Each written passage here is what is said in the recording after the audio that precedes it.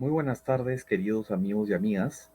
Les damos la bienvenida a esta mesa especial que estamos haciendo en una transmisión muy especial que quiero mencionar porque hemos convergido con dos medios alternativos, amigos, y esta es una transmisión que está saliendo en estos precisos momentos en vivo por Nuestra América Televisión, la plataforma Otra Mirada y por Comunicambio. Entonces es una transmisión, una mesa que va a tener dos partes y esta mesa inicia con este primer bloque y bueno, darle la bienvenida a todos y todas a esta transmisión especial que estamos haciendo desde estos tres medios alternativos para traerles a todas ustedes y a todos ustedes una mirada diferente a lo que van a encontrar en la gran prensa, en los grandes medios comerciales, un punto de vista distinto de lo que está ocurriendo en el Perú, las diferentes aristas de la crisis política y económica, que va a ser un poco el segundo bloque de esta mesa tan importante que estamos haciendo en vivo. Así que darle la bienvenida. Mi nombre es Luis Gárate, soy director de la plataforma Comunicambio y vamos a iniciar con darle la bienvenida. Esta mesa la hemos titulado Crisis Política y Salidas y vamos a dar paso a ingreso a nuestros invitados especiales, a nuestras invitadas. La primera es Marielena Foronda, quien es una conocida defensora de derechos humanos y ambientales y también es ex congresista de la República. Le damos la bienvenida a Marielena. También está con nosotros Nicolás Lynch, quien es sociólogo, investigador, docente universitario, ex ministro de Educación, también integrante de la iniciativa constituyente, que ya nos va a contar sobre un poco más de ello. Y también a Carlos Bedoya, quien es analista político, también especializado en temas fiscales, y le damos la bienvenida esta tarde a Carlos. Bien, con ustedes queremos empezar un poco a desgranar o a hacer este análisis de la coyuntura y la pregunta de rigor, digamos, quiero hacerles a cada uno de ustedes es un poco una primera caracterización del momento actual de la crisis, porque si bien es cierto, en los sectores progresistas, democráticos, de izquierda, vamos a decir, hay ciertos consensos, también hay matices. Por eso es que yo quiero partir por una primera pregunta, digamos, para situarnos en el punto de vista de cada uno sobre cómo caracterizan la crisis actual que estamos pasando. Y le doy el pase primero a Marielena. Bienvenida y te escuchamos, Marielena. Bueno, muchas gracias. En primer lugar, un placer volver a estar conversando con ustedes en una coyuntura tan desafiante como la que estamos viviendo en el Perú. Yo creo que no es una, sino son varias crisis que se expresan en esta coyuntura por el enfrentamiento otra vez abierto entre el Ejecutivo y el Legislativo en relación a las políticas de Estado, políticas de gobierno, promesas que se debieron implementar y intentos de vacancia, intentos también de censura de parte al presidente de la República, intentos de renuncia para un sistema para un presidente que está demostrando no tener la capacidad de gestión y estar alejado del cumplimiento de sus promesas de acuerdo a la percepción de los sectores. Por otro lado, esta crisis también se refleja en la percepción que hay dentro de las propias organizaciones sociales frente a un conjunto de promesas que se hicieron durante la campaña y que después de 8 meses de gestión no se están viendo cumplidas y que se está traduciendo en la descredibilidad, ¿no? La pérdida de popularidad del presidente Castillo, a pesar de que ganó con legitimidad probada en el Perú, ¿no? Sobre todo en la zona de la sierra y del centro del país, con una fuerte legitimidad y representación popular campesina. Esto se ha visto en estos 8 meses, quizás un poquito menos, en un proceso de desgaste muy grande cuando se nota también, por otro lado, una arremetida muy fuerte de parte de la derecha que controlan los medios de comunicación, los medios de producción, el territorio, la economía, en hacer una campaña de desprestigio permanente a lo que contribuyen los escándalos en procesos de investigación que se están dando que llega hasta el propio Poder Ejecutivo, lo que ha llevado a cambios de gabinetes, ¿no? Y a una institucionalidad tan precaria que, por ejemplificarlo de alguna manera, tú ibas a hacer un trámite en tu ministerio y a la semana siguiente no sabía con quién tenías que hablar porque tenías un nuevo ministro o una nueva ministra y cambios de 4 gabinetes, si no estoy mal, continuos, ¿no? Entonces, esta línea de desarrollo político, de aplicación de una política de Estado para la implementación de proyectos como, por ejemplo, reforma constitucional u otros, se ven interrumpidos ante esta inestabilidad que es muy, muy grande y que está generando impactos sociales, económicos, de derechos ambientales y de violencia, ¿no?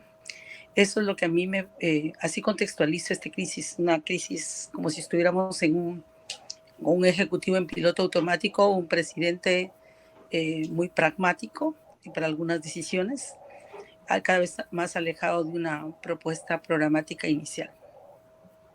Gracias, María Elena. Y el mismo tema, Nicolás, ¿cuál es tu caracterización del momento político, de la crisis actual?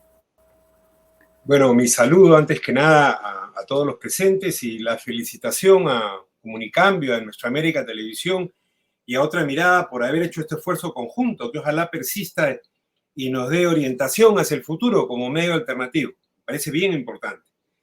Creo que vivimos una crisis orgánica, es decir, que atraviesa los 3 niveles de la política.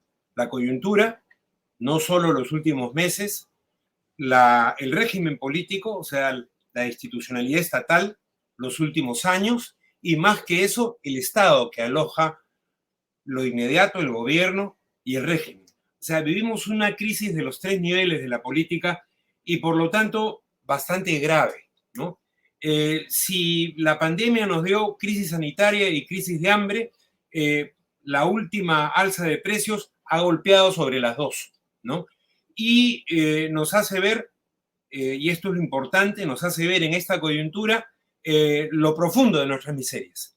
O sea, nos hace ver la crisis de estructura. Entonces, esto no tiene solución, ningún cambio de gobierno, ningún cambio de régimen. Hay que reconfigurar los 3 niveles de la política: gobierno, régimen y Estado, ¿no? Por eso creo que la salida es constituyente. Se diseña en una asamblea constituyente que nos permita una nueva república democrática para darle salida al Perú. El Perú no tiene salida si no se pone en otro curso. ¿Cómo destrabamos la situación para avanzar a una salida constituyente?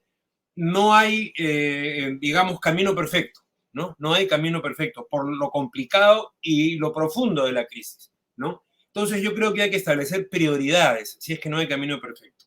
¿Cuál es la prioridad? La prioridad para mí es un espacio político de izquierda que se ha perdido en este momento en la esfera política, social y política del país. Un espacio político de izquierda, bloque, frente, coordinación, que levante un programa de reformas profundas con un horizonte constituyente, con una consigna de poder. Una cosa muy importante que decíamos con frecuencia antes, por lo menos en la izquierda de mi tiempo, los programas los articula una consigna de poder. Nuestro horizonte de poder es constituyente en este momento, es el poder constituyente. Ahora bien, en función de esto vemos qué cosa nos puede hacer más fácil avanzar hacia el poder constituyente. Creo que definitivamente ni renuncia ni vacancia, porque eso nos trae casi seguro a un gobierno de derecha probablemente autoritario, ¿no? ¿Que dificulta qué cosa? Que dificulta que se desarrolle un poder constituyente en el Perú.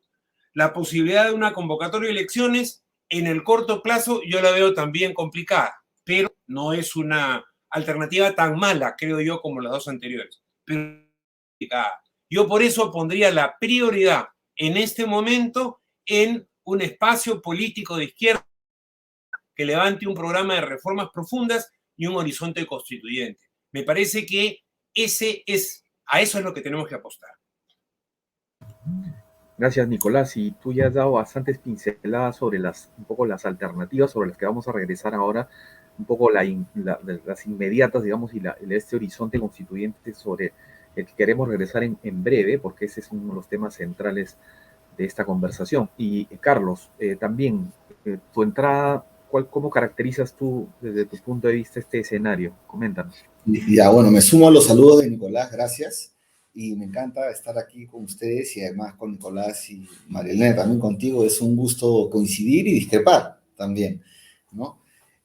Bueno, Yo lo primero que quiero señalar es que estos asomos de desborde social que hemos visto en el Huancayazo, hace poquito, el Huancayazo, los primeros días de abril, se vienen irradiando a otros lugares del país, claro, con diferencias, con diferentes intensidades, con protagonistas diferentes, con intereses diferentes, con demandas también que van variando, pero eso se está irradiando, ¿no? Entonces, el punto medular en este momento para mí es una fuerte crisis económica y social, ¿no? Para la ciudadanía, consecuencia de la pandemia, el modelo económico y ahora la guerra, ¿no? Entonces, esas tres cosas están poniendo como punto central la crisis económica social tremenda que afronta la ciudadanía. Y llegado a eso, sumado todo lo que ha dicho Nicolás y María Elena, ¿no? Estamos frente a un riesgo, que esta crisis de régimen, que no nos deja armar gobierno en el Perú desde el 2016, ahí Nicolás ha caracterizado bien la profundidad de la crisis. Bueno, desde el 2016 no hay posibilidad de tener un gobierno estable, y que ahora entremos a una etapa en este periodo de crisis de régimen, de convulsión social con altos costos que no queremos ni imaginar, ¿no? Y en ese marco, yo tengo la sensación, y también veo en las encuestas del IEP, de Datum, de Ipsos, que la tendencia que más está calando en la sociedad es el que se vayan todos. Eso es una tendencia que está abierta ahí, ¿no? Y según esta tendencia, que camina de distintas maneras, porque hay distintas propuestas de cómo encaminar eso desde quien lo propone, ¿no? Ahora hasta Huila que está planteando eso, pero con una determinada manera. Según esta tendencia, entonces, que es necesario organizar, ¿eh? Yo creo que tenemos que entrar en una disputa de organizar cómo es el que se vayan todos. No es aceptable, pues, la idea de que todo es culpa de la incapacidad de Pedro Castillo, ni todo es la culpa tampoco del Congreso golpista, ¿no? Entonces, más bien el que se vayan todos apunta a que el único camino, o el camino más a mano para que el país se encauce, es la salida de Castillo y de los congresistas. Ahora, yo hago una pregunta aquí. ¿Alguien se imagina realmente, y hago una pregunta para la izquierda también, ¿ya?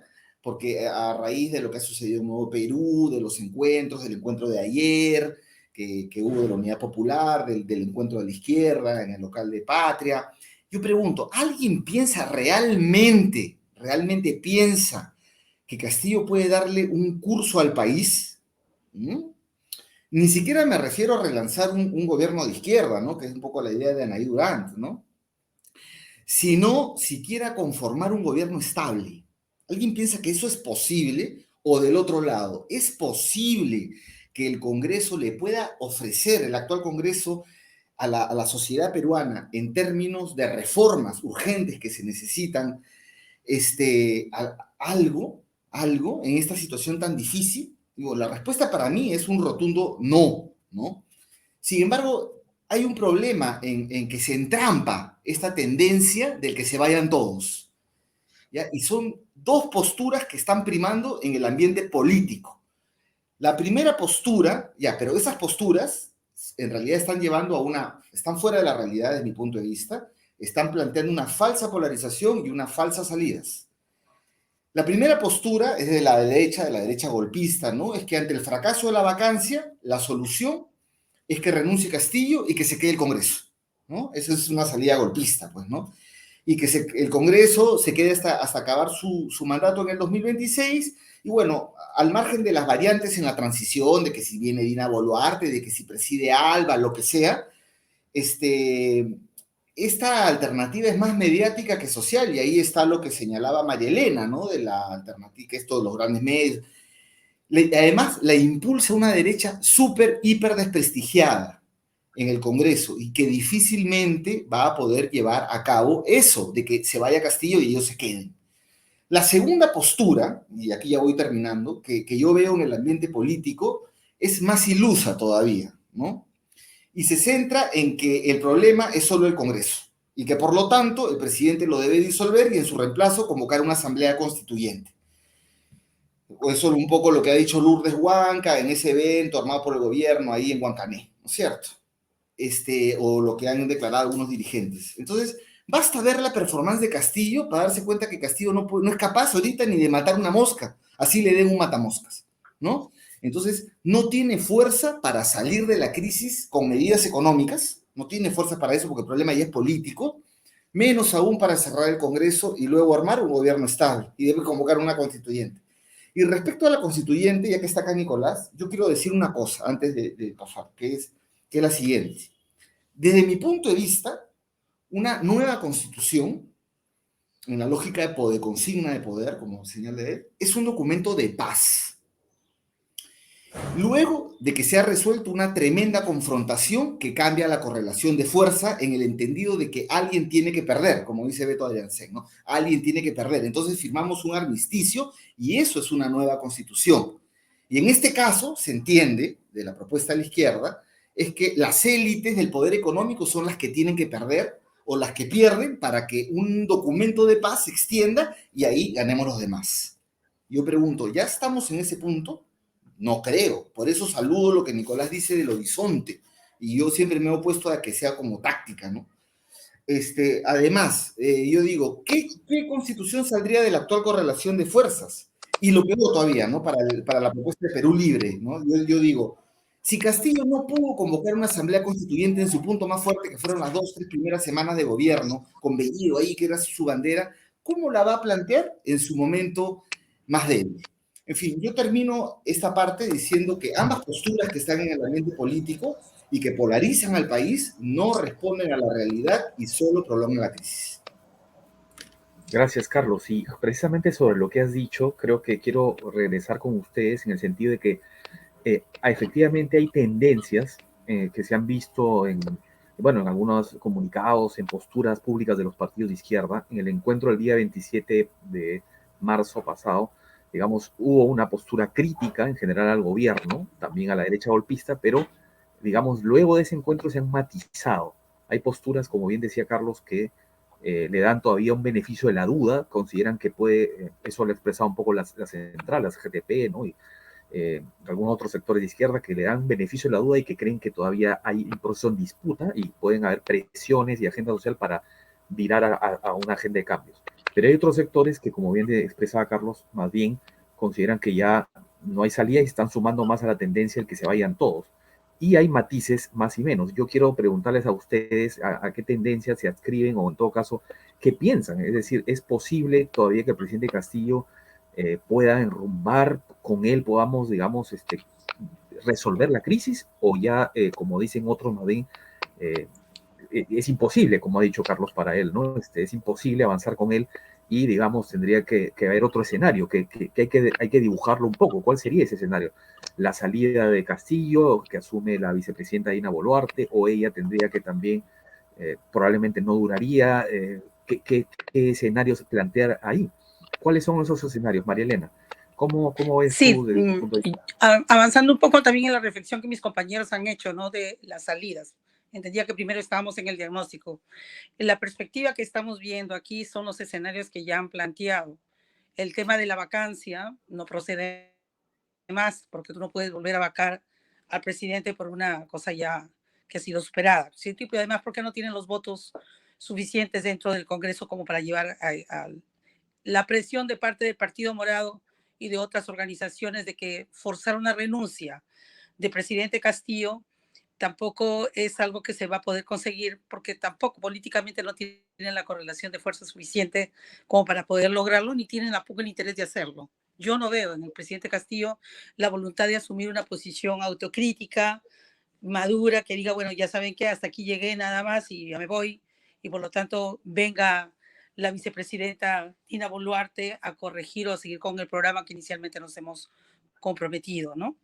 Y esta situación, coincido ahí también en el enfoque con Nicolás, no va a ser una salida de corto plazo. Para mí la salida también es cómo vamos sentando las bases para una nueva constituyente, pero articulada con las organizaciones y los movimientos. Ese va a ser el desafío. Que a corto plazo, ¿qué es lo que vamos a hacer? Hay algunas personas que piensan que Castillo debería continuar porque hasta ahora no se ha demostrado legalmente, jurídicamente, que tenga un vínculo real con la corrupción o hasta que salgan las pruebas que vengan de parte de su sobrino o del secretario de Estado que tuvo y que demuestren inefectivamente su vínculo con la corrupción, ¿no? Donde no le tendría otra opción que su renuncia inmediata y también ser juzgado en caso esté vinculado a actos de corrupción. El asunto es cómo, como país, como organizaciones, como partidos de izquierda, progresistas, logramos hacer esos niveles de articulación con los movimientos sociales, que por una agenda que no ha sido cumplida. A mí lo que me preocupa mucho es la distancia que hay entre el discurso político y el debate político y la realidad en las regiones, donde hay un desencanto total en relación a las promesas que fueron dejadas de lado, la crisis económica que está golpeando durísimo la economía popular, el tema de la no reforma tributaria, el alejarse de las banderas de una nueva asamblea constituyente y un cambio constitucional que pongan las bases de una nueva economía, que cierre el paso al mercado neoliberal, que cierre el paso a lo que es la apropiación de nuestro territorio, de nuestros recursos naturales, de nuestras riquezas, y que elimine estas brechas de inequidad que todavía son estructurales. Yo no creo que la salida sea de corto plazo. Creo que la salida que nosotros vamos a tener que ir construyendo van a tener que ser medidas desde una mirada mucho más estratégica y de futuro, ¿no? A corto plazo no veo salidas que sean fáciles de tomar. No la tenemos fácil. Porque por un lado, digamos, mañana renuncia Castillo, se va, ya, lo sacamos a Castillo, se cierra, se sale Castillo. ¿Quién queda? ¿Quién va a ocupar ese espacio? ¿La derecha? ¿El fujimorismo? Que están haciendo todo lo posible por generar un proceso de desestabilización y utilizando todas las armas que tienen con Alicor, con el precio de alimentos, con el control monopólico de los medios de comunicación y que están arrinconando a los sectores populares hacia la miseria más extrema para garantizar sus grandes negocios y consolidarse como clase política? ¿O hacemos el intento de articular un nuevo esfuerzo de recomposición política desde las organizaciones sociales para ver cómo se cierra? Para mí también una alternativa es convocar a unas nuevas elecciones. Creo yo que por ahí va la salida, ¿no? Pero esperemos en donde todos, este Congreso también tiene que cerrarse. La verdad que estamos en una crisis muy difícil, un Congreso que no está representando los intereses de la gente, una izquierda muy débil en representación dentro del Congreso y con propuestas que están desgastándose y alejando a la gente cada vez más de las posibilidades de una gobernanza con futuro, ¿no? Eso es lo que veo esos enfrentamientos en las calles, no hay un desborde popular tan fuerte como el que ha habido, como lo mencionó Carlos, salvo en algunas regiones, pero no sucede así, por ejemplo, en todo el norte del Perú, ¿no? Sí hay explosiones de conflictos sobre demandas sectoriales de los trabajadores, de los ambientalistas, de las mujeres, etcétera, pero no son articuladas todavía a una plataforma de demanda nacional, ¿no? Eso es lo que estoy viendo y que la salida no la vamos a tener fácil, sino es teniendo una mirada, como coincido ahí con Nicolás, hacia una nueva asamblea constituyente y un cambio constitucional profundo que nos lleve a reformas mucho más estructurales que necesitamos como país. Gracias, María Elena. Mencionar que estamos recibiendo varios comentarios, varios saludos de regiones, ahí desde Pucallpa, y varias personas que nos están viendo. Les agradecemos por seguir la transmisión. Les pedimos, por favor, compartir esta transmisión desde Lima Sur también ahí. Un saludo y, por favor, compartir, retransmitir este evento tan importante. Nicolás, la pregunta también va para ti en ese sentido. ¿Se puede todavía trabajar con Castillo? Ya es, digamos, no se puede. ¿Cómo ves tú el escenario actual? ¿Cómo lo ves en ese sentido en relación a si puede seguir o no? Si hay posible enmienda o es imposible ya desde tu punto de vista. Creo que la salida no está en las alturas. Creo que esta preocupación por renuncia, vacancia, que se vayan todos, no es la primera prioridad. Creo que la primera prioridad, repito, es un espacio político de izquierda, es el movimiento popular organizado, que levante un programa de reformas propio y un horizonte de poder constituyente. Esa es nuestra tarea prioritaria, ¿no? Desde allí, nosotros lidiaremos con quienes estén en el poder. Obviamente, no nos interesa que esté la derecha fascista que va a propiciar una salida autoritaria y una represión generalizada. Renuncia y vacancia van por ahí, a ese camino. ¿no? Al camino de la salida autoritaria. Si la cosa se deteriora mucho más, quizás la salida más probable pueda ser elecciones generales. No lo veo yo claro hoy día. Yo creo que hay que insistir en la prioridad, ¿no?, de formar un bloque de izquierda que consiga una inscripción electoral propia y que levante el programa con las características señaladas. Creo que eso es lo que nos da futuro. Ya sabemos a dónde va la derecha con su continuismo neoliberal, a darle el poder a otra pandilla de saqueadores. Hemos tenido varias pandillas de saqueadores en los últimos 30 años, ¿no? Esos no son poquiteros, ¿no? Saquean miles de millones de dólares cada vez que están en el poder. Entonces, no nos interesan más pandillas de saqueadores, ¿no? Tampoco, por supuesto, nos interesa un gobierno inepto, temeroso y probablemente corrupto como el de Castillo. Nos interesa un gobierno que reoriente la historia del Perú, que refunde la República. Por allí tenemos que caminar. Entonces, hay que establecer prioridades en nuestro trabajo, ¿no? No podemos hacer todo. Creo que la prioridad es en este momento un espacio autónomo, independiente, de izquierda, con un programa propio y una alternativa de poder constituyente. Por ahí es que vamos a romper este empate catastrófico que hay en las alturas. No vamos a romper el empate catastrófico apostando a un caballo u otro. No, por ahí no es la dinámica de la apuesta en que parece entrar alguna gente. La derecha neoliberal lo tiene claro. Para ellos es renuncia o vacancia porque retoman su dinámica de saqueo. Estos grupos de centro que hablan constantemente de derechos humanos, ¿qué cosa quieren? Embellecer el modelo, salvar los muebles del modelo, ¿no? Porque le tienen miedo a la transformación social. Bueno, nosotros no le tenemos miedo a la transformación social, ¿no? Queremos avanzar con la bandera del poder constituyente. Por ahí está el camino. Gracias, Nicolás. Y bueno, quiero redondear este tema con Carlos, porque Carlos estuvo muy explícito en la primera ronda en relación a decir que él cree que ni el Castillo ni el Congreso deben seguir. Pero, ¿cómo sería ese escenario? Estamos obviamente un poco en el terreno de la especulación de los posibles escenarios, ¿no? Si ya no tú ves, Carlos, que no se puede trabajar con que Castillo no va a rectificar, ¿qué es lo que vendría? Digamos, la renuncia, tú ves que lo van a sacar a Castillo, ¿qué escenario ves tú el más posible en este contexto donde todavía es muy difícil todavía predecir, pero digamos, hay tendencias bastante claras? ¿Cuál es esa tendencia que tú estás viendo, Carlos, en relación a... Ya, bueno, para responder eso, tengo que poner algunos elementos y además, muy interesante lo que han señalado aquí Marilena y Nicolás, también me dan ganas de dialogar con eso. Pero ante la primera pregunta que tú dices que si es posible o no es posible con Castillo, yo quiero ahí anotar, ojo, que hay organizaciones sociales y organizaciones políticas que se van a arrastrar con Castillo. Yo aquí quiero señalar eso porque, digamos, ante esto de que no hay que hacerle juego a la derecha, o cosas de ese tipo que además, o que vamos a corregirlo a él y cosas así, o cosas como que Betsy Chávez le ofrece a la CGTP presentar la ley general del trabajo, ¿no? Ay, la ley general del trabajo, eso está más bravo que la constituyente, creo, ¿no? En este congreso, ¿no? Que son cosas que no se van a, ¿no? Entonces, ojo, pestaña y ceja.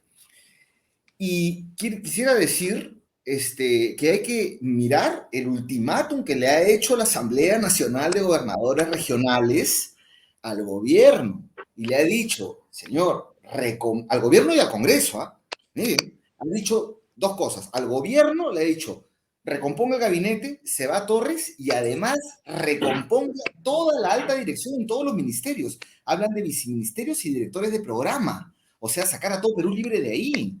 Es decir, limpiar, hacer una purga, quitar a todo. Esa lógica del Estado como botín, ¿no? Que han entrado la gente de Perú Libre, pero Estado como botín, ¿no? Comandado por Sarrón, hay que decirlo, ¿no?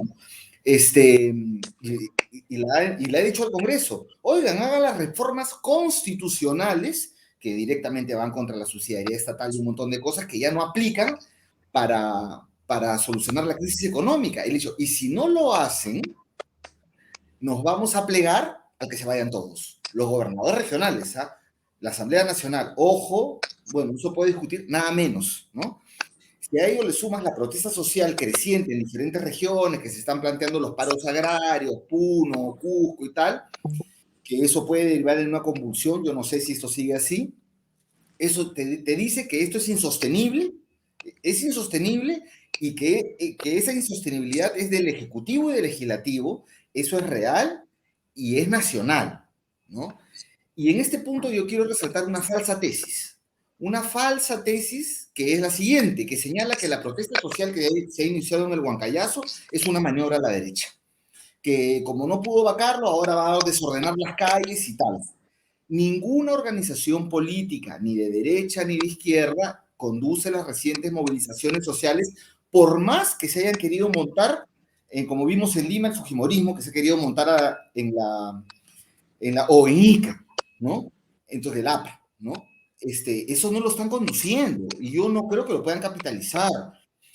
La realidad que yo veo es que se muestra un presidente centrado en la sobrevivencia que ya entregó el MEF. Ha entregado el MEF al grupo de siempre, a Miguel Castilla, con sus operadores, en este caso el actual ministro, y todo el grupo ahí que está ahí, pues, Don Gess y todo eso que desde fuera del ministerio y de opinólogos todavía le respaldan, ¿no? O sea, ya entregó todo, ¿no? Y además, ahora más, tiene la autoridad quebrantada. Totalmente. Yo no creo que, por eso te digo que él no puede resolver esta crisis con medidas económicas. Esto ya escaló a lo político. Ahora, el lado del Congreso, recontra desprestigiado. Tan desprestigiado como el gobierno. Ahora, la derecha golpista cree en realidad que está mejor que Castillo, ¿no? Pero es tan errática que más bien Castillo se sostiene porque está ahí la de esa derecha, que es incapaz de dar curso, ¿no? Entonces, varios coinciden en eso. Entonces, en general, aquí hay un tema, ¿no? Porque también se dice, no, va a venir un gobierno fascista de derecha como una verdad total. Yo pongo en duda. Puede ser, ¿no? Pero digo, la derecha peruana realmente existente no tiene que ofrecerle a la sociedad en términos de enfrentar los normas, especialmente después de la pandemia. Y encima, algo que perdemos de vista, adentro están que se matan por quién va a ser la candidatura. Mira, Huilas ya está diciendo que se vayan todos y que no quiere saber nada de Montoya ni de Alba. Acción Popular ya sacó un comunicado del partido, que se vayan todos, ¿no? Entonces, ahí hay un montón de pugnas. Entonces, que en medio de eso ellos conformen un gobierno fascista y todo eso, yo digo, bueno, puede ser, pero no lo doy como una verdad sentada. Entonces, ante ese cuco que me presentan, oye, si es esto de acá, si planteas que se vayan todos, va a venir un gobierno de esto, yo lo pongo por lo menos entre comillas. Entonces, para mí una solución realista, bueno, para mí está para cualquiera que quiera entrar, ¿no? Digamos, y cuando dicen el espacio de la izquierda, yo digo, sí, pero más amplio, más amplio. Mira, Ollanta, que no es referente para nada, solamente para cómo ganó, conformó un frentazo nacional popular enorme, donde la izquierda estaba, pero era enorme y así ganó. Verónica Mendoza no hizo eso y se metió a la izquierda y se redujo. Ahora, por ejemplo, Lerner y todos los que estábamos ahí, también nos salimos y nos comimos el pleito de la unidad de la izquierda y ahí nos enredamos, ¿no es cierto? Entonces yo creo que se necesita un espacio mucho más amplio. Pero claro, si digo esto me dicen, ay, te ves de centro, estás que Vizcarreas, te vas con el expresidente. Entonces yo digo, hay más imaginación que izquierda y derecha y centro. Creo que hay una salida más amplia, nacional popular, ¿no? Carlos, Pero ahí en ese punto, Carlos, yo quisiera decir algo. Nicolás y Carlos, tengo que ir cortándolos un poquito porque ya estamos llegando a la parte final de nuestra mesa, de acuerdo a los tiempos que tenemos. Pero solamente danos un chancecito para poder dar un repechaje. Les voy a dar un minuto para dibujar, que justo estamos entrando a la parte más picante. Sí, yo les quiero pedir por favor un minuto final a cada uno para dibujar, porque ya estamos contra el tiempo, lamentablemente, como se ha pensado las mesas, tenemos que dar ya paso al segundo bloque. Yo les quiero dar un minuto final para que dibujen, por favor. Yo quería preguntarles más por el tema de cómo dar pasos hacia la constituyente, pero creo que el tiempo es muy corto y creo que estamos obligados a tener una segunda mesa con ustedes muy pronto para seguir dibujando estos posibles salidas. Les doy por favor un minuto final, les voy a rogar porque tenemos que dar paso al segundo bloque. María Elena, por favor. Que termine Carlos de redondear su idea, luego entro yo y luego Nicolás, ¿sí? No, mejor entro al tema del minuto ya, de frente. Sí, me entramos al tema del minuto ya. Sí. Ya, sigo yo, de termino acuerdo, yo. Entonces, sí. Dale, María Elena. Ya, entonces, Carlos, dale la última pincelada, por favor. Para que complete tu idea. Bueno, yo entonces digo que para mí una solución realista, ¿no?, pasa por la tarea de organizar el que se vayan todos. ordenar esa tendencia a fin de que el país tenga un cauce y no nos conduzcamos a la anarquía, ¿no? Para mí hablar de organizar la constituyente es eludir el problema, ¿no? Y no plantear algo ahora, ¿no? Y eso es, pero el horizonte constituyente es la solución. Pero si yo me pongo ahorita a decir vamos a organizar la Asamblea Constituyente, eludo el problema. Entonces, esto de organizar esta salida está en manos pues, de la cancha de Castillo y de los congresistas. Y para que eso ocurra, se les debe dar incentivos y seguridades y todo. Y si Castillo no va por ahí, se aperrechina, como por un tubo va a venir la consigna de su renuncia, pero no esa consigna de su renuncia de golpista del Congreso, donde el Congreso se queda, sino como clamor ciudadano, pues que se vayan todos. Al final, entonces desordenada, sin seguridades, empapelándolo, enjuiciándolo y una serie de cosas a él y que los congresistas no se reelijan y un montón de cosas, ¿no? Yo tengo una propuesta ahí ordenada que la dejo para el minuto. Dale, María Elena. Rápidamente. Para cerrar. Rápidamente. Sí, tu minuto. Yo considero que Castillo no es un proyecto político alternativo más. No lo es. No fue de izquierda ni lo será jamás. Y ha traicionado lo que él en sus promesas de campaña hizo y que fue la expectativa de muchísima gente, como la reforma de la Constitución, como una nueva asamblea constituyente, como una reforma económica, social, ambiental y de derechos. Esa agenda no está más. Por lo tanto, no avalar al 100% lo que un proyecto para ver cómo podemos desde ahí recomponer este nuevo proceso no me parece lo más adecuado. Yo coincido mucho más en el sentido de cómo articular este nuevo bloque de alianzas desde los movimientos, desde las organizaciones, pero no solamente con las organizaciones de izquierda, desde la izquierda y por poder popular. Yo sí creo en eso y lo ratifico, pero que tiene que ser mucho más amplia, con una visión mucho más amplia de país, con un proyecto de país en donde se pueden articular a distintos movimientos emergentes, de jóvenes, de ambientalistas, de mujeres, de la gente de pie, y con ellos ir construyendo ese proceso y trabajando para eso. No va a ser una tarea de corto plazo. Sí, Carlos, necesitamos una respuesta a esta coyuntura a corto plazo, pero el corto plazo no nos puede dejar de ver lo que va a ser nuestro futuro como país y de no estar dando de trancazos en trancazos, generando un nivel de institucionalidad cuyos efectos lo está sufriendo ahora la gente, la que no tiene los dueños, no los dueños de los medios de producción, no los dueños de los canales, no Alicorp, no el Grupo Romero. Esos están bien estabilizados y felices, están logrando que su agenda siga incólume, porque no han perdido nada. Y al contrario, la polarización y la crisis se sigue dando hacia los sectores populares. Por lo tanto, yo sí creo de que es importante reconstruir esa organización, pero con una visión distinta, colocando entre la agenda política de izquierda estos otros enfoques de participación ciudadana y reconstruyendo el movimiento popular. Gracias, María Elena. Nicolás, para cerrar tu minuto de reflexión final, por favor. Yo creo que la única manera en que el poder constituyente sea salida política es que lo levantemos como bandera hoy. No es una bandera para mañana, lo cual, por supuesto, no quiere decir que va a suceder de inmediato. Pero para que sea, repito, salida, tenemos que levantar esa bandera hoy. Y respondiendo a tu inquietud, Luis, ¿cómo? Organizando a la población en torno a la bandera constituyente. Esa es la tarea en este momento. El debate, la promoción, la organización en torno a la salida constituyente, ¿no? Y lógicamente, eso no implica una mirada estrecha. Como decía Carlos, la Constitución es un acuerdo entre las peruanas y los peruanos. Un acuerdo, ¿no? Por lo tanto, tenemos que desarrollar desde ya el liderazgo de izquierda de los más amplios sectores nacional populares, los más amplios sectores, pero con un liderazgo de izquierda y constituyente. Porque ya nos ha pasado. Nos pasó, que se acuerde Carlos, cuando Humala, ¿no? Dejamos a la rifa, a la suerte, el liderazgo, y en qué terminó eso, ¿no? O sea, es muy importante.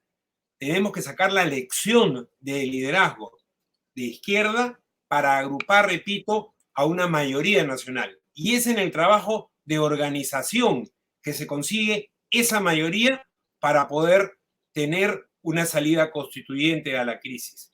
Y, lógicamente, si a partir de la bandera constituyente logramos un gran frente, vamos a poder dar pasos fundamentales. Veamos lo que ha sucedido en Chile, ¿no? Tenían un régimen de derecha, una constitución mucho más cerrada que la actual, y desde la calle, con perspectiva de salida constituyente, han logrado lo que han logrado, un presidente de izquierda y una asamblea constituyente funcional, ¿no? Entonces, creo que debemos avanzar, repito, con liderazgo de izquierda y constituyente para tener una gran mayoría nacional y popular. Gracias. Gracias, Nicolás. Y Carlos, por favor, un minuto final. Sí, yo pienso que la constituyente se va a dar como fruto de una lucha, de una confrontación que ganemos, y entonces tendremos una constitución que refleje esa realidad. Me parece bien como horizonte. Pero ya hablando de la coyuntura ahora, y porque se viene un tiempo, pues antes de firmar la paz, estamos en la guerra, pues, ¿no? Y creo que ahorita una tarea es organizar el que se vayan todos, que es la tendencia principal que observo. Una manera, viendo que todavía está en la cancha de Castillo y los congresistas, porque todavía está en su cancha, ¿no? Es hasta ahora, ¿no? Una manera es que el propio presidente convoque a elecciones mediante un proyecto de ley enviado al Congreso, lo que deslizó Aníbal Torres, cuando antes de la segunda vacancia, el 16, 17 de marzo, lo señaló, dijo, y estábamos a punto, ¿no? Y esa propuesta, lógicamente, tiene que incluir una reforma política que permita tener mejores elecciones generales, es decir, eliminación del voto preferencial, elecciones primarias obligatorias, renovación por mitades del Parlamento, etc. Y también un programa mínimo para enfrentar la inflación, atender los bolsillos de las familias, brindar un mínimo de protección social. Ambas cosas, eso puede poner paños fríos a la crisis. Lo que estoy proponiendo es un retiro ordenado y amortiguado de Castillo y de los congresistas, que implica un nivel adecuado de garantías para que, de un lado, no haya ajusticiamiento y ensañamiento del presidente, y de otro lado, un incentivo a los congresistas a fin de que tengan la posibilidad de postular a su reelección por única vez ante el acortamiento de su periodo, ¿no? Un incentivo, ¿no? Yo soy consciente también, porque es bien iluso, me van a decir, ¿no? Pero soy consciente de que esa solución requiere madurez política que no se percibe en ningún lado de nuestra clase dirigente, menos en Castillo, ¿no? Pero por eso no voy a dejar de plantearla, así como se plantea el tema constituyente, ¿no? Debemos apelar al sentido de responsabilidad de todas las bancadas y del mandatario, pues no va a salir nada de estos acuerdos entre partidos políticos totalmente desprestigiados y que su último bastión en la crisis de representación es el Congreso, su último bastión, en una lógica de unos contra otros, ¿no? Como si fuera el tema, como plantea Rosa María, de llegar a los 66 votos, como si se tratara, pues, de un número de votos en el Congreso fruto de una correlación de fuerzas precaria, de pactos precarios. Termino diciendo, convencer a Castillo para que convoque elecciones y al Congreso para que acorte su mandato, significa darles la oportunidad de que ellos conduzcan su propia transición en este horizonte de nuevo pacto, ¿no? Es una solución, repito, amortiguada, consensuada, con seguridades, con incentivos. Si Castillo no lo hace, repito lo que dije hace un rato, esto viene para mal y viene como por un tubo la consigna de su renuncia en medio de un despadre, para no decir desmadre, ¿no? Yo lo señalo ahí y me tocó a mí poner algo de corto plazo, más allá de la salida que finalmente va a terminar, pues, en un armisticio, ¿no? En algún momento, ¿no? Gracias, Carlos. Y bueno, les agradecemos muchísimo por haber participado en esta mesa, Marielena Foronda, a Nicolás Lynch y a Carlos Bedoya, que ha sido una mesa muy interesante, con puntos de acuerdo y también con matices, algunas diferencias desde una óptica también del campo democrático, progresista, de izquierda, que les agradecemos por esta participación. No se olviden, estamos en esta mesa especial, una transmisión en conjunto desde Comunicambio, Nuestra América Televisión y Otra Mirada, que está saliendo en vivo. Y ahora le vamos a dar pase ya a mi colega Verónica Insausti, que está a cargo de la segunda mesa, que es el tema económico, la crisis económica y sus posibles salidas. Nos estamos viendo hasta una próxima oportunidad. Un abrazo. Bienvenida, Verónica, y nos vemos. Cuídense. Hola, Luis, muchas gracias por el pase. Bueno, hemos escuchado, amigos, los que todavía están conectados, los que están por conectarse. Esta es una transmisión especial que estamos llevando a cabo 3 medios de comunicación alternativos, que son nuestraamérica.tv, Otra Mirada y Comunicambio. Bueno, a mí me toca moderar la mesa de economía. ¿Qué hacer en esta situación? Los economistas, los especialistas dicen pues que este año el Perú crece 3%, sin embargo, la pobreza también ha crecido en un 10%. Digamos, se ha aumentado en 10 puntos porcentuales. Vemos que la canasta básica familiar, los precios se han ido por las nubes. Este aumento de sueldo mínimo anunciado por Pedro Castillo resulta irrisorio frente a cómo ha subido el aumento de los productos básicos. ¿Qué va a pasar? La excepción del IGB a los productos de la canasta básica familiar que va a aprobar en cualquier momento el Congreso, ¿se verá reflejado en todos los hogares o qué pasará? ¿O simplemente los productores, los importadores van a mantener sus precios altos? ¿Qué hacer en este momento de crisis económica, social y política en el Perú? Para conversar sobre este tema, pues nos acompañan 3 especialistas. Ellos son Rodolfo Bejarano, él es ingeniero economista, analista en sistemas de deuda en la Red Latinoamericana por Justicia Económica y Social, la TINDAD. Luego está Catherine Izaguirre, economista con maestría en desarrollo humano, y Germán Alarco, economista especializado en macroeconomía, finanzas, distribución del ingreso y energía, además profesor investigador de la Universidad del Pacífico y colaborador de Otra Mirada. Muchas gracias a los 3 por estar aquí con nosotros. ¿Qué tal? Muy buenas tardes. Hola, Verónica, ¿qué tal? Muchas gracias, ¿qué tal? Buenas tardes. Bueno, muy bien. Catherine, empezamos contigo. Tú también, bueno, que postulaste en las últimas elecciones por Juntos por el Perú al Congreso, proponías, pues, diversificar, ¿no? Los medios de producción. En este momento, en esta situación, en este contexto, ¿qué propones para reactivar la economía, los diferentes sectores productivos de la economía, en este contexto donde prácticamente el Perú pues trabaja o va camino de un lado en paralelo a una crisis política donde tanto el Ejecutivo como el Congreso están ensimismados en sus problemas? ¿Qué hacer? ¿Qué tienen que hacer los ciudadanos en este momento? Muchas gracias, Verónica, por la pregunta y también muchas gracias a quienes nos acompañan el día de hoy. Es un gusto compartir la mesa además con Germán y Rodolfo. He escuchado atentamente y por eso felicito, ¿no?, a tanto Nuestra América, Comunicambio, como Otra Mirada por este espacio para poder discutir desde lo político y desde lo económico este contexto tan difícil que vive nuestro país.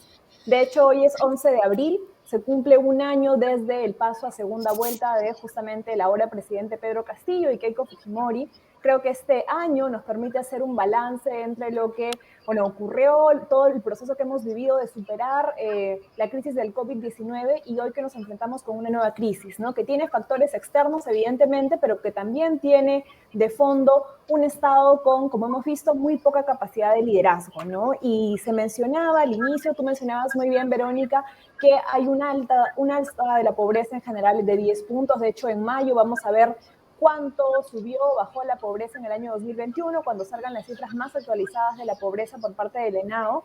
Pero hay que incidir en que, si bien es cierto, el PBI creció, fuimos una de las economías que mejor se recuperó en América Latina, hay un pendiente en relación a los ingresos de los trabajadores, ¿no? Esa masa salarial, ese ingreso promedio, por ejemplo, podemos pensar también mensual de los trabajadores en el Perú, está aún rezagada en relación al año 2019.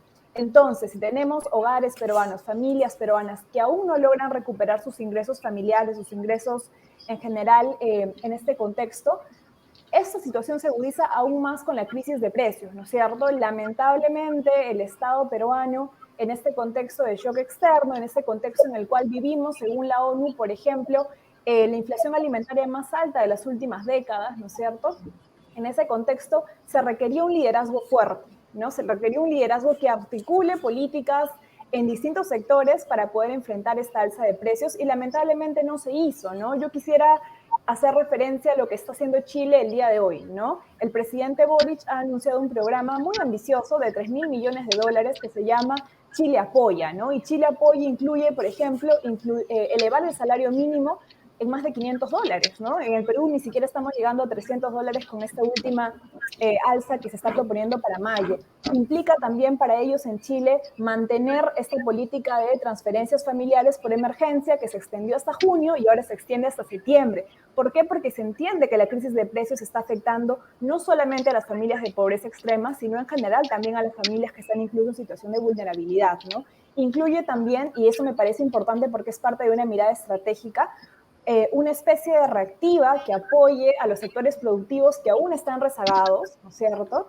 Y que apoye también a las MIPES, ¿no? Entonces, esta medida es una medida articulada que incluye distintos sectores en los cuales distintos ministros, con el liderazgo, evidentemente, del Ministerio de Hacienda y de Economía, están llevando a cabo. Y se extraña, pues, que en el Perú pudiera haber una medida así de articulada, ¿no? Ha sido lamentable que el gobierno haya tenido que esperar hasta este paro tan doloroso en Huancayo que ha costado vidas, ¿no es cierto?, para poder implementar medidas improvisadas y lamentablemente mal focalizadas, ¿no? Lo del IGB que acabamos de ver, además con un Congreso que no está a la altura, evidentemente no está a la altura, que ha pervertido incluso esta medida del IGB y lo que está haciendo es rezagar aún más, ¿no?, hacer más lento alguna medida que pueda llegar a los bolsillos de los hogares peruanos, ¿no? Entonces vemos un Congreso que no está a la altura, vemos un Ejecutivo que no tiene capacidad de liderazgo y lo que creo que tenemos que plantear de forma conjunta desde las organizaciones y desde los movimientos populares es un conjunto de medidas, ese plan bicentenario que se presentó justamente de cara a la segunda vuelta por parte de Pedro Castillo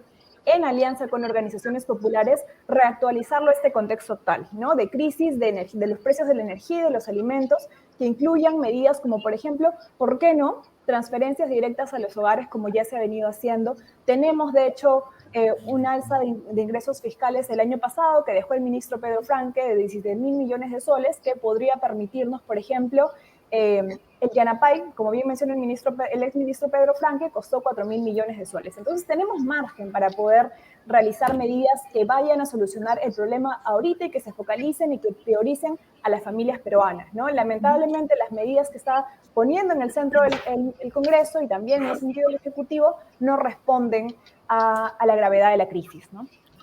Así es, bueno, un poco citando lo que dijo hace unos minutos Carlos Bedoya en la mesa política, Pedro Castillo, el gobierno de Pedro Castillo en este momento no tiene ninguna opción de hacer alguna reforma económica. Entonces, mientras que no pasemos esta crisis política, ¿qué hacer para aliviar el bolsillo, el presupuesto de los hogares peruanos? Esta pregunta va para usted, señor Germán Alarco.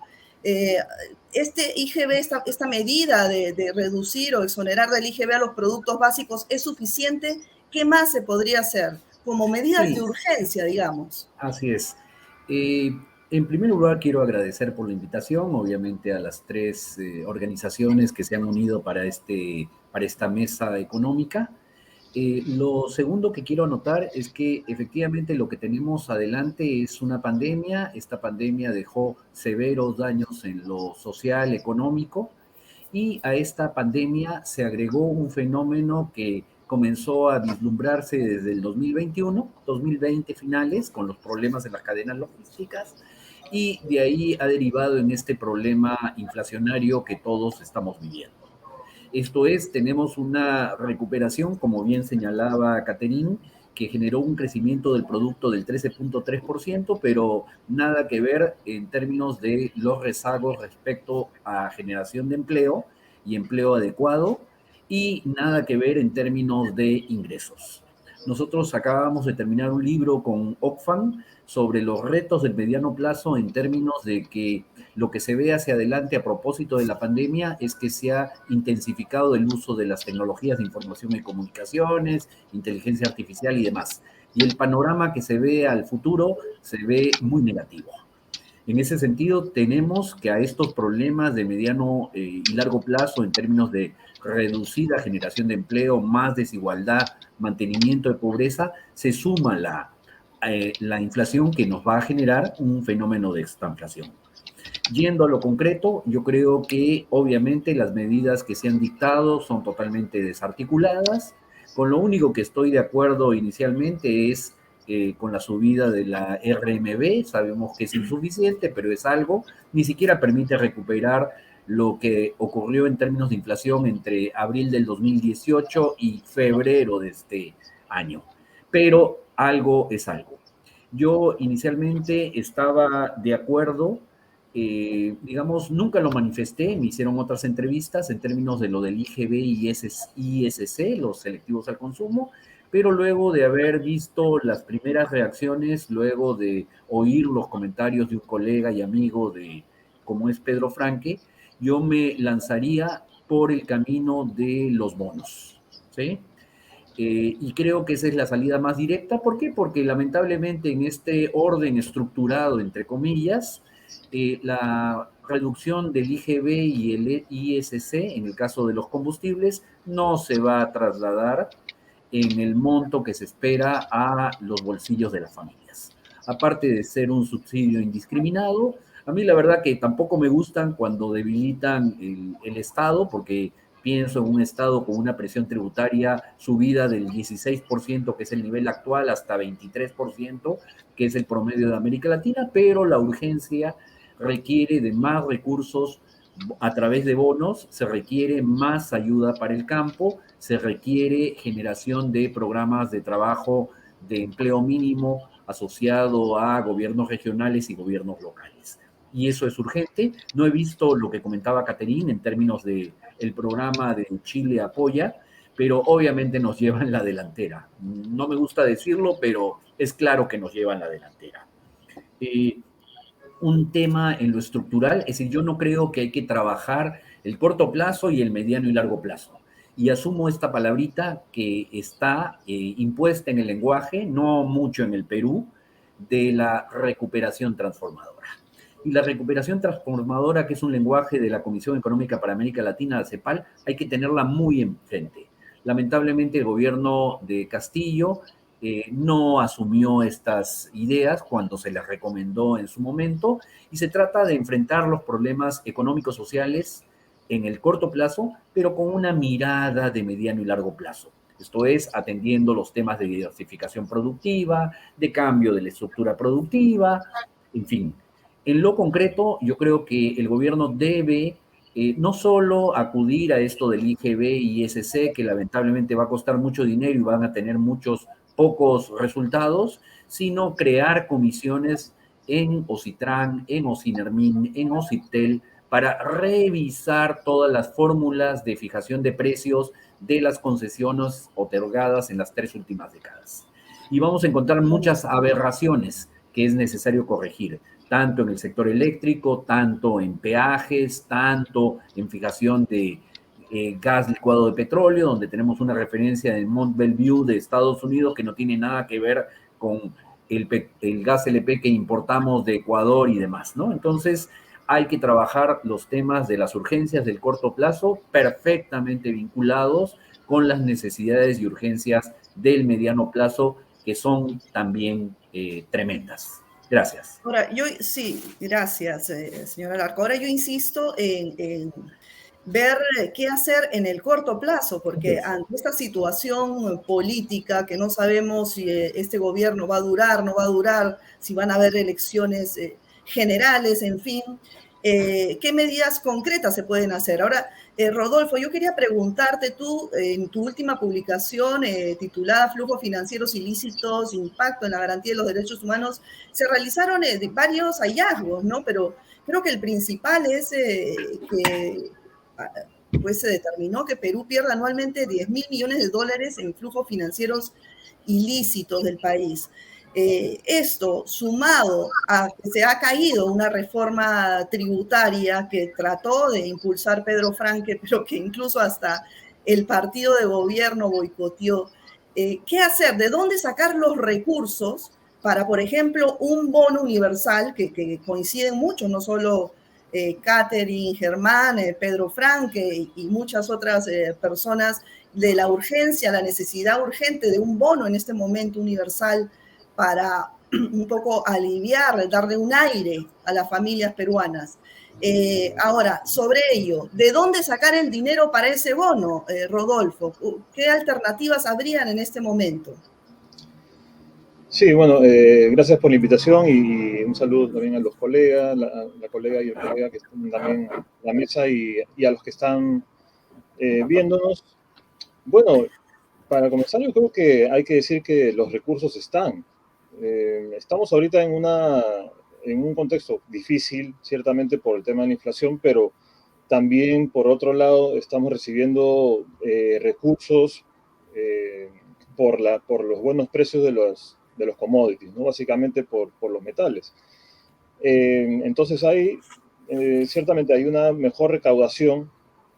Las expectativas de crecimiento de la economía se mantienen. El BCR, bueno, todavía creo que mantiene la expectativa de 3 puntos y tantos. Entonces, digamos que el dinero está ahí y creo que por ese lado no hay mucho problema. Ciertamente que hay que atacar y seguir más bien presionando para que se ataque la evasión, la ilusión, los flujos financieros ilícitos, porque es una cantidad nada despreciable de dinero que se pierde y que la podríamos utilizar en las medidas urgentes, ¿no? Ahora, ¿qué medidas urgentes se requieren con la plata que se podría obtener, con la que tenemos? Bueno, yo creo que lo primero es recurrir a las transferencias monetarias, ¿no? Los bonos, que ya lo mencionaron los colegas y que también han funcionado de alguna forma en la época de crisis más fuerte por el COVID. Creo que se puede retomar ese tipo de medidas que en el país ha funcionado, y aunque se puede mejorar, ¿no? Para llegar a la mayor cantidad de personas. Se tendría que haber más bien ya avanzado con otras cosas. No sé qué ha pasado si ya se está implementando lo del DNI vinculado a una cuenta en el Banco de la Nación, que ya está aprobado, pero si es que ya está funcionando, creo que sería una muy buena herramienta para llegar a la mayor cantidad de personas y que sean las que realmente necesitan estos recursos. También, por supuesto, las compras directas de alimentos, creo que, o sea, mejor dicho, canastas de alimentos y provisión de alimentos a las ollas comunes, pero compradas directamente a los productores, creo que también ayudarían mucho a que por un lado, de que las personas más vulnerables tengan acceso a alimentos, y además de que estén a buen precio, porque el Estado de alguna forma se asegura de que esta rebaja del IGB de ciertos productos sea realmente eliminada, ¿no? Este IGB en estos productos, ¿no? Porque, claro, si tú vas al productor, perdón, al vendedor final, no necesariamente los precios van a bajar. Entonces, Claro. por ese lado, tal vez serían algunas de las medidas más inmediatas que se podrían hacer, pero también, claro, hay que seguir hablando de lo que significa una reforma tributaria. No debemos de dejar eso de lado. Hay también, por ahora, recursos, pero luego, cuando caigan los precios, ¿qué va a pasar? Entonces, tenemos que prepararnos también para eso. Tenemos que, si por un lado vamos a perder recaudación con estas medidas de rebaja o eliminación del IGB y el ICC, por otro lado tenemos que recuperarlas. Sí, sobre todo si sabemos que ciertos sectores se han beneficiado enormemente en toda esta época, han tenido sobreganancias. Las personas ricas también han incrementado su patrimonio y su riqueza. Entonces tenemos que aplicar también un sistema más progresivo que ataque a estos sectores que son los que ganan más y que tienen que pagar más. Claro, para eso se necesita voluntad política y reformas de fondo, ¿no? Estructurales.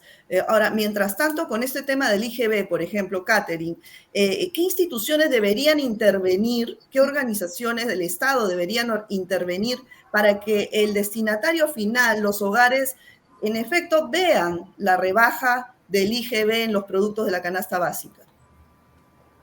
Sí, bueno, iniciar quizás en relación a este tema del IGB expresando la preocupación de que no se haya invitado, por ejemplo, a la SUNAT a ser parte de esta discusión, ¿no? En la lógica de aprobarlo con rapidez, mientras a la par el Congreso estaba discutiendo un pedido al presidente de que renuncie, ¿no es cierto? En vez de dar una prioridad a esta discusión, que debería ser, ¿no?, bastante integral, se perdió de vista poder incluir por ejemplo, algo que también en relación al tema tributario, ¿no? O sea, una de las medidas que estaban en este texto, la autógrafa que finalmente llegó al Congreso, incluía un crédito fiscal para tener devoluciones por saldos acumulados en este proceso de la cadena de pagos, ¿no? Entonces, ahí hay un problema, porque finalmente la medida que presentó el Congreso generaba incentivos para la ilusión, que ya sabemos que es un problema de fondo en el Perú. Entonces, detrás de ello, como bien menciona Germán, ¿no?, hay un vínculo entre lo inmediato y lo estructural, porque este tipo de medidas como la bajada del IGB a la par conlleva con una estructura económica concentrada, ¿no?, con una estructura en algunos casos monopólica, en otros casos oligopólica, que no permite pues que haya una competencia por los precios y que el precio beneficie al consumidor final, ¿no? Entonces, Indecopi tiene que jugar un rol importante para seguir promoviendo que tengamos un mercado competitivo, para evitar esta concentración de mercados que es lamentable en nuestro país, ¿no? Creo que eso es un elemento importante, la participación de SUNAT, la participación de Indecopi. Entiendo que el Ejecutivo ha presentado una medida para fortalecer el combate a los monopolios y oligopolios. Esperemos que la discusión se dé de forma seria, ¿no? Pero mientras tanto los hogares peruanos siguen, como bien mencionas, sin medidas urgentes e inmediatas, ¿no? Recién mañana se aprueba otra vez la discusión en el Congreso sobre el IGB. Yo quisiera mencionar un elemento que creo que también tiene que ser parte de la discusión y que está articulado a la organización social de base, ¿no? Miles de mujeres en el medio de la pandemia han organizado una figura nueva, novedosa, que son las ollas comunes, ¿no? O sea, no son los comedores populares, sino son formas autoorganizadas para poder brindar alimentación a sus comunidades. Y el año pasado, en septiembre, el Ministerio de Economía, en articulación con el MIDIS, entregó una partida de más de 90 millones de soles hacia esas organizaciones, ¿no? Ya han pasado más de 7 meses, la crisis se mantiene y creo que sería conveniente volver a discutir, volver a conversar con las líderes, porque están organizadas de estas ollas comunes, y replantear una vez más a través del MIDIS una transferencia hacia ellas, ¿no? Porque esa sería la forma más directa a la par de poder generar seguridad alimentaria a miles de hogares en las zonas justamente más vulnerables de nuestro país. Perfecto, sí, es importantísimo.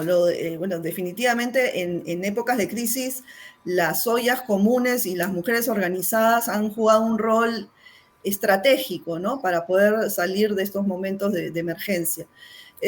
Germán, ¿cuál tendría que ser el rol del Banco Central de Reserva en estos momentos? Buen punto.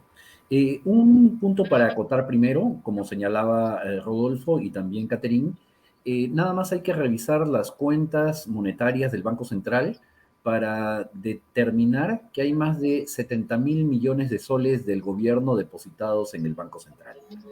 El dinero está ahí. Pedro, efectivamente, en un artículo reciente señaló que él había agregado 17 o 18 mil millones de soles. El dinero está. Lo segundo es simplemente recalcar lo comentado también por Rodolfo en términos de la urgencia de una reforma tributaria.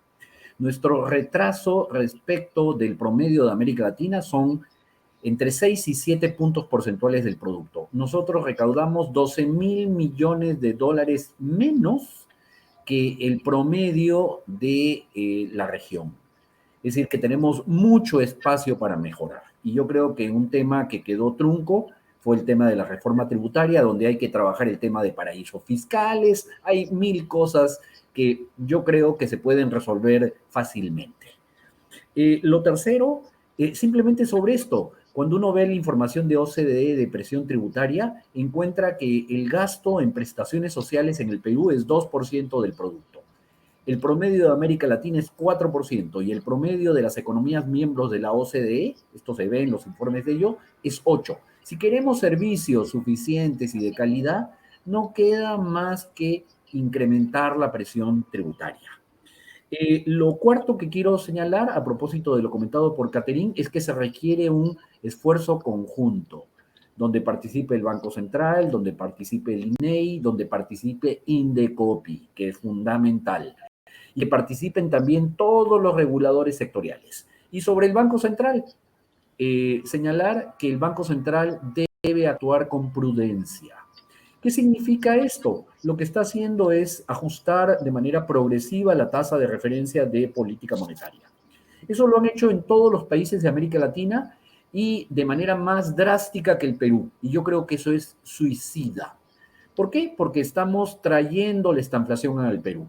Lo que debe hacer el Banco Central es mantener la diferencia entre la tasa de referencia peruana respecto de la que tiene la FED, que ahorita son 3.75 puntos porcentuales, 375 puntos base, para evitar que nuestros capitales, en la medida que la Reserva Federal suba la tasa, que lo está haciendo de manera muy prudente, en eso hay que felicitarlos, se vayan a producir movimientos de capitales y presiones para salidas de capital en el Perú y que atenten contra la estabilidad cambiaria. Hay que mantener esa diferencia, pero hay que actuar con muchísima prudencia. Yo percibo que esa tasa del 4,50 que tenemos ya es más que suficiente, porque si la incrementamos más y de manera más radical, lo único que vamos a hacer es incrementar las tasas de interés activas, aumentar el costo del crédito para las grandes empresas, pero lo que más duele y más afecta es el costo del crédito para las pequeñas y para las medianas empresas. Y para las microempresas ni qué decir, porque los niveles de tasas de interés son muy elevadas, con independencia o no de si hay crisis o no hay crisis. Y el otro tema donde yo insisto desde el propio directorio del Banco Central con otro colega es que el Banco Central debe dar mensajes propositivos, no simplemente quedar en que las expectativas inflacionarias son tantas y pues hagan lo que sea, ¿no? Yo simplemente subo la tasa. No, en sus mensajes, en sus comunicaciones a la sociedad, pues recordar que a los agentes económicos que deben actuar con precaución, con prudencia, en términos de ese traslado de mayores costos por presiones en los precios internacionales hacia los precios domésticos. Recordándoles que pues la contracción de la demanda y el ambiente económico en el Perú ya está muy golpeado. Y yo creo que ese tipo de mensajes desde una persona como Julio Velarde, dentro del establishment, establecen tranquilidad. Yo creo que son oportunidades perdidas, que no se aproveche esa capacidad de comunicación de esas personas para tratar de decir cuidado, precaución, no se excedan. Pero de otro lado va a haber siempre quien se exceda, y ahí debemos tener pues a Indecopi a la mano, debemos tener obviamente el seguimiento continuo de los precios. Estamos viendo una inflación cercana al 7%, pero si revisamos la inflación por principales ciudades del país, nos vamos a dar cuenta que tenemos ya tasas de inflación anualizadas en ciertas ciudades, Madre de Dios, de más del 10% anual. Entonces tenemos ahora espacios urbanos que son una bomba de tiempo, ¿sí? Y hay que entender por qué en esas localidades determinadas las presiones inflacionarias han crecido en esa magnitud. Y hay que actuar, hacer un seguimiento minúsculo. Bueno, ¿qué pasa en Madre de Dios? ¿Qué pasa en Chiclayo? ¿Qué pasa en Piura? ¿Qué pasa en Pucallpa? ¿Qué pasa en Iquitos? Para pensar en términos de lo local y regional para atender estas urgencias, porque las explosiones pueden venir no de Lima, sino de otros lados.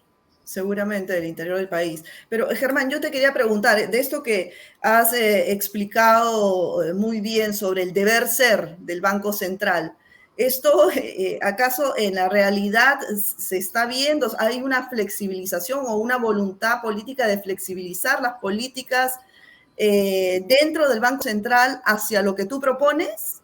Mira, el directorio es un grupo de 7 personas, lo digo abiertamente, somos minoría, tratamos de llamar a la razón. El Banco Central en general dice que está trabajando con mayor prudencia. Sí, lo está haciendo relativamente, pero yo creo que se necesitaría más prudencia y se necesitaría, una visión más amplia, ¿sí? Algunos de estos temas que he comentado se han comentado en el directorio. Tenemos algunos directores, algún director que nos apoya, pero somos minoría. No nos olvidemos que los bancos centrales son instituciones centenarias que tienen una lógica de operación determinada, manejada desde el ámbito de la economía estándar o ortodoxo, han mejorado a lo largo del tiempo. El mundo se está salvando de repetir la crisis de los años 80 por el momento, porque en otras circunstancias la Reserva Federal, el Banco Central Europeo, el Banco de Inglaterra, el Banco de Japón ya hubieran multiplicado por 4 sus tasas de interés y no lo están haciendo por beneficio, y qué bueno, obviamente por razones particulares, pero que benefician al mundo.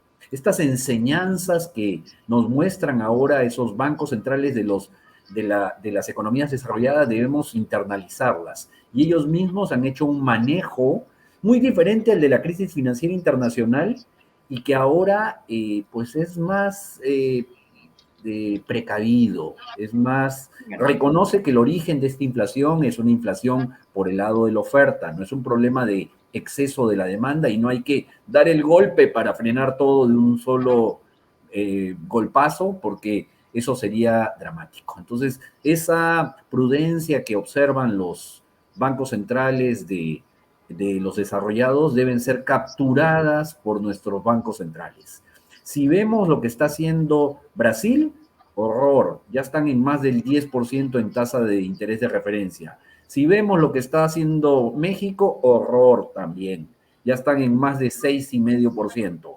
La inflación va a seguir y ellos le están pegando un severo golpe a su aparato productivo. Nosotros estamos siendo más prudentes, pero debemos ser aún más prudentes. Claro, pero bueno, las reservas están muy bien en Perú, las cifras macro también, el Perú crece, es una maravilla, ejemplo en el mundo, pero los peruanos se mueren de hambre, entonces, ¿qué hacer? Rodolfo. Por eso, todas estas cosas que han comentado Rodolfo, Caterín y yo, sí hay espacio.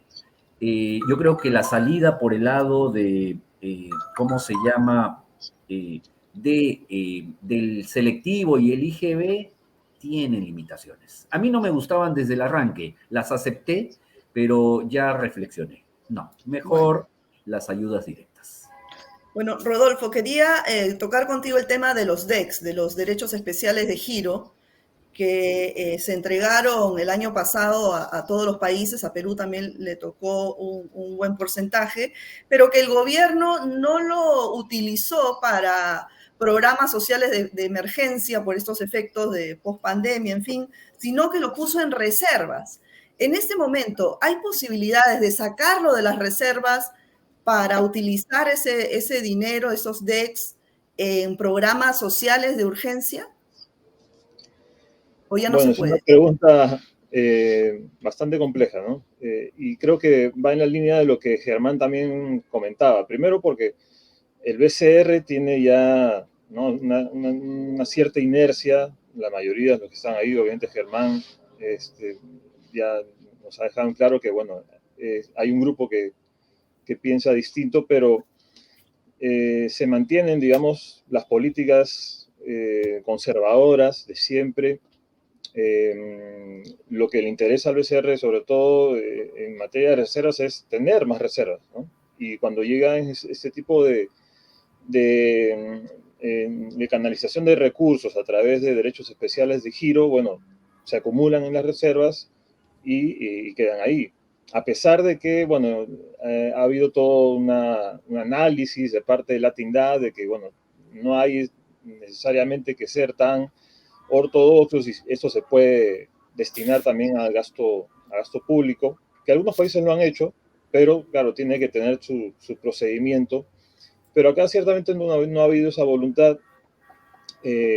Podrían haber sido recursos que hubieran sido importantes para el país, pero a lo que voy es que está de por medio, pues está un pensamiento más conservador, ¿no?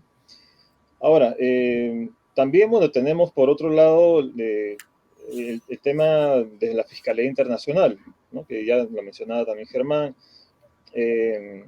Si queremos portarnos bien como país y entrar a la OCDE, tenemos también que aplicar una serie de, medidas a nivel nacional, pero también hacia afuera. O sea, esto no es solamente una cuestión de que el país las implemente, sino también depende de que otros países quieran entrar a este foro global que tiene que ver con intercambio de información, por ejemplo. Para ello, la SUNAT tiene que proveer información a otros países de las cuentas que tienen acá de los extranjeros, así como Perú también tiene que recibir a través de la SUNAT de otros países esa información. Pero todavía, digamos, estamos en una etapa inicial. Es muy complicado porque los paraísos fiscales, los centros financieros no dan información así nomás, y tenemos que reforzar además las capacidades técnicas y humanas de la SUNAT, ¿no? Pero también darles, bueno, herramientas legales para que esto camine sin problemas. Y digamos que eso tendría que complementarse además con una mayor control, fiscalización, por ejemplo, de las exportaciones, las importaciones. O sea, aduanas tienen que tener también ahí una labor importante de saber cuánto es lo que se exporta e importa, y si eso corresponde a lo que realmente se ha exportado o comercializado. Y aquí viene el tema de los flujos financieros ilícitos, ¿no? Lo que mencionabas, Vero, en base al estudio que se hizo, que está relacionado a los intercambios comerciales. Entonces, si tienes un mayor control sobre esto, vas a poder saber si efectivamente se está pagando el impuesto, se está declarando lo que se comercializa, y bueno, el país, digamos, podría tener una cantidad importante de recursos también por este lado. Entonces, bueno, lo que se plantea es todo esto en un marco de una nueva arquitectura que tiene que haber a nivel internacional.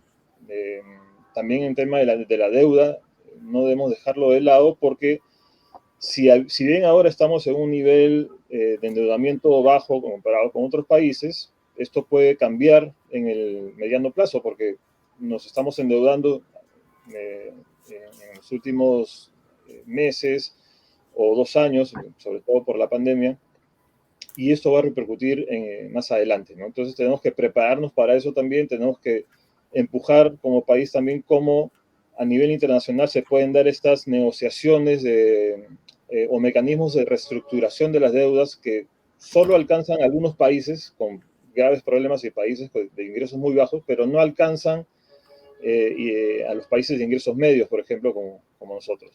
Entonces, bueno, aquí tiene que haber un trabajo también de Cancillería, de los negociadores que van a estos espacios internacionales. Tiene que haber una política también internacional en estos temas en nuestro país, pero digamos que eso tal vez ya vendría después de atender los problemas urgentes nacionales, pero hay que también ver eso en perspectiva, ¿no? Claro, no solamente esta reestructuración que bien mencionas, sino también el tema de los impuestos a las sobreganancias mineras es un tema pendiente en el Perú hace años, ¿no? Tú, Catherine, lo proponías como parte en tu campaña para llegar al Congreso, replantear toda la relación del Estado peruano con las empresas extractivas. En este momento que los minerales pues están en alza, ¿tú crees que se pueda plantear un impuesto a las sobreganancias con esta situación política, o quizás también es alguna medida que vamos a tener que esperar a mediano plazo? Bueno, de hecho, sí, parte de la propuesta de un sector de la izquierda peruana en estas últimas elecciones replanteaba, ¿no?, esta dinámica y esos acuerdos en relación a las reformas, ¿no es cierto?, en relación a términos tributarios. De hecho, parte de la propuesta también que llevó el Ejecutivo al Congreso, ¿no?, ya en septiembre del año pasado, incluía también reformas en relación a la renta minera. Y el informe, que ahora ya es público, ¿no es cierto?, que hizo el Fondo Monetario Internacional, decía que había espacio, evidentemente un espacio moderado, ¿no?, pero recomendaba la posibilidad de tener reformas en relación a la utilidad operativa, ¿no?, de las empresas mineras. El estudio se hizo con precios del oro y del cobre mucho más bajos de los que tenemos ahora. Entonces sí existe espacio para poder replantear las rentas mineras. De hecho, José de Chávez, especialistas en el tema, han dado también más elementos para decir que, claro, hay alrededor de 4 puntos que se pueden manejar para poder elevar las rentas mineras. Creo que lo que falta, y en este debate que acabamos de ver en relación a lo político, es que las salidas que se planteen no solamente giren en torno a quién va a asumir el gobierno, sino qué políticas estructurales, económicas se tienen que seguir para salir de esta crisis.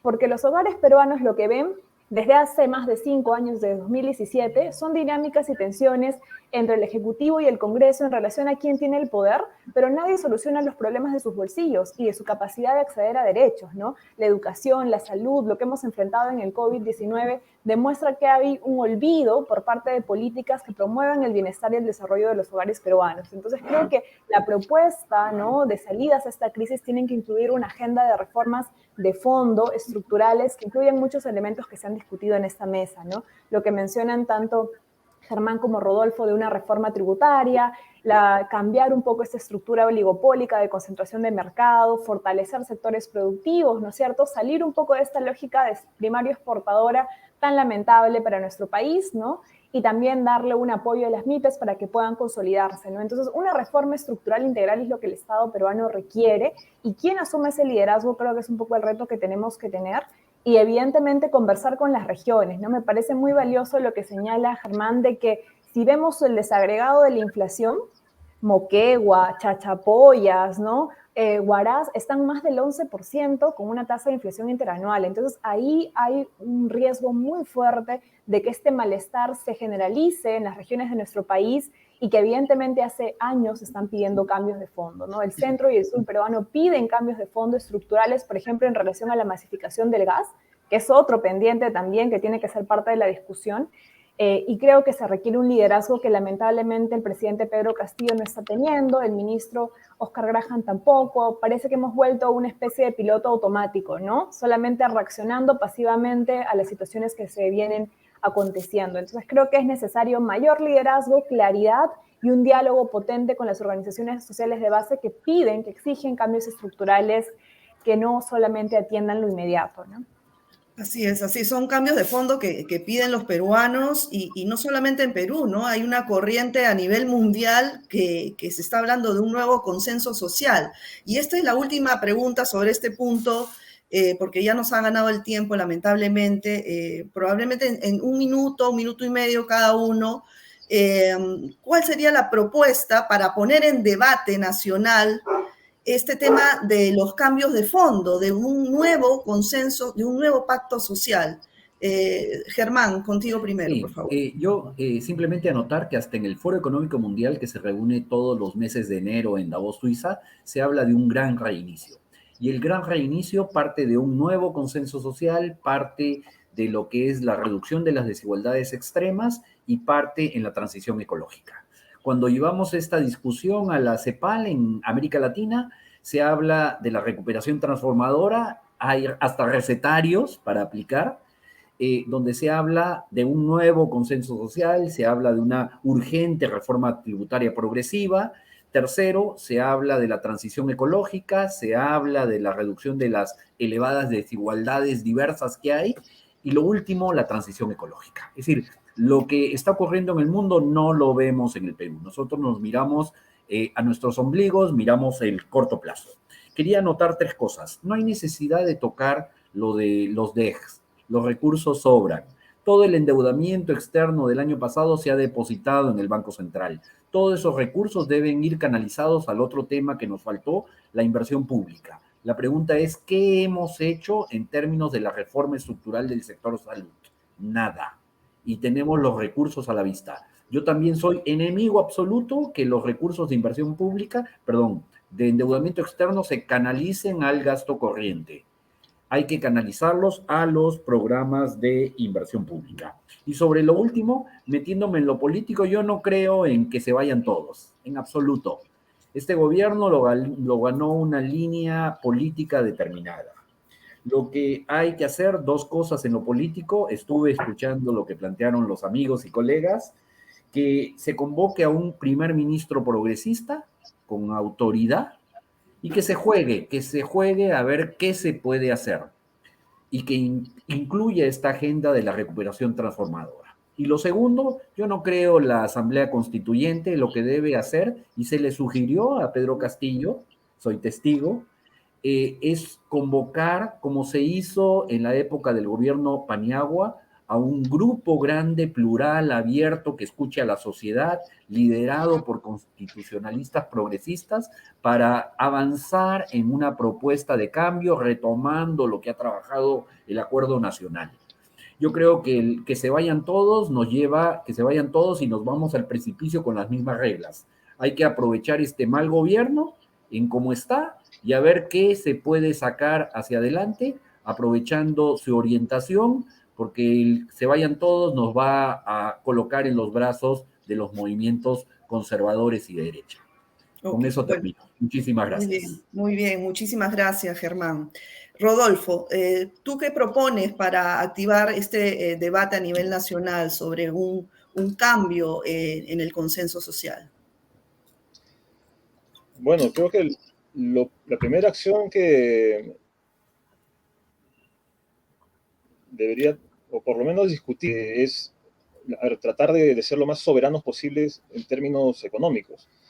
Ahora estamos con el problema de la alza de alimentos, de la alza de los fertilizantes. Tenemos que ver lo que, bueno, algunos economistas ya lo vienen discutiendo hace rato, que es, por ejemplo, tenemos fosfatos que podemos explotar y eso te sirve para los fertilizantes, para no depender, ¿no?, en primer lugar de la producción de fuera, pero además para tener cierto nivel de precios aceptable. Y eso tiene que encadenarse además con la agricultura familiar. Si es que no apoyamos a estos pequeños productores que han sostenido de alguna forma al país alimentariamente en época de pandemia, no vamos a poder salir tampoco de esta crisis. Y ya lo vienen reclamando los gremios agrarios de que el Midagri no está haciendo prácticamente nada nuevo, ¿no? A pesar de que se ha declarado en estado de emergencia al sector, las medidas son las mismas de siempre y creo que hay que apuntar a eso. Primero, apoyar a estos pequeños productores, a la agricultura familiar. Tiene que haber compras estatales, un pago justo a su producción, fomentar la asociatividad y además brindarle financiamiento, ¿no? Que de alguna forma el agrobanco avanzó en algo a través de los programas de financiamiento como el FADE Agro, y hay dinero ahí que ha quedado además del FADE Agro. Eso hay que analizarlo y hay que llevarlo a los sectores que necesitan y además que nos ayuden a lograr de alguna forma una soberanía también alimentaria. Y bueno, creo que también hay que ver lo que mencionaba Germán, que es la transformación de la economía en algo más sostenible. Sí, sin duda tenemos que pensar en eso también. Ahora el tema de los subsidios, prácticamente subsidios a los combustibles, no ayuda en eso, pero tenemos que pensar hacia adelante también cómo revertir esa situación, ¿no? En no depender tanto de combustibles fósiles y avanzar en una matriz energética distinta. Y bueno, ahí está relacionado también lo que mencionaba Catherine, que es la masificación del gas. Efectivamente, eso hay que también tomarlo en cuenta en el debate, pero ya, eso de una vez tenemos que hacerlo, ¿no?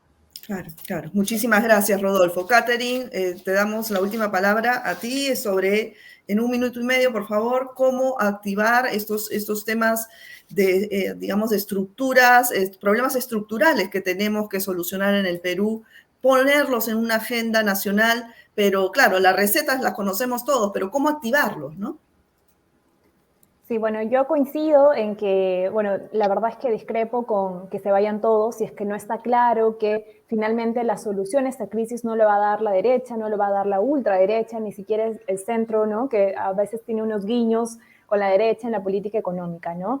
Me preocupa que nuestras salidas o las salidas que podamos plantear nos puedan llevar a un desgobierno que desatienda muchísimo más a los sectores vulnerables. Entonces yo creo que el consenso que tenemos que llegar es a cuáles son estas políticas de fondo estructurales a las que hacía referencia y las que muy bien hemos podido ir discutiendo hoy y que también son parte del debate público, ¿no? Porque distintos especialistas en temas de transportes, alimentarios, están dando algunas propuestas, como bien mencionan también mis compañeros, mis colegas, en términos internacionales, los organismos multilaterales también vienen dando recomendaciones en verdad bastante progresistas, ¿no? El Perú parece ser una isla mucho más a la derecha que el resto de países del mundo, lamentablemente, y no estamos teniendo discusiones estructurales y que respondan a los retos incluso más allá de la coyuntura, ¿no? O sea, tenemos una crisis climática a puertas, ¿no es cierto?, profunda, que lamentablemente los últimos informes del IPCC nos dicen que estamos ya casi en un punto de no retorno, ¿no? Entonces, se hablan de transiciones energéticas en el resto del mundo.